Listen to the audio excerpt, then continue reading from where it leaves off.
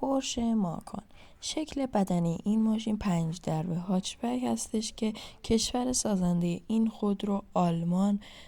سال طراحی 2014. موتور 4 سیلندر 16 سوپاپ 1984 سی سی هستش که این ماشین تنفس موتورش از توربو شارژ هست و یه ماشین 2 دیفرانسیل هست. حد اکثر قدرت این ماشین 252 اسب بخار در 5000 دور در دقیقه.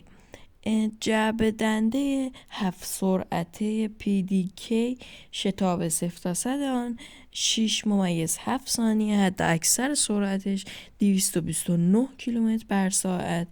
حجم باک این ماشین 65 لیتر هست.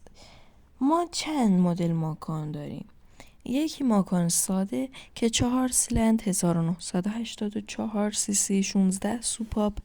یکی ماکان اس 6 سیلندر 2997 سی سی 24 سوپاپ. یکی ماکان جی تی اس که 6 سیلندر 2997 سی سی 24 سوپاپ. یکی ماکان توربو که 6 سیلندر 3604 سی سی 24 سوپاپ هست. ممنونم که این ویدیو رو تا آخرش دیدین. خوشحال میشم چنلمو سابسکرایب کنین، کامنت بذاری و لایک کنین.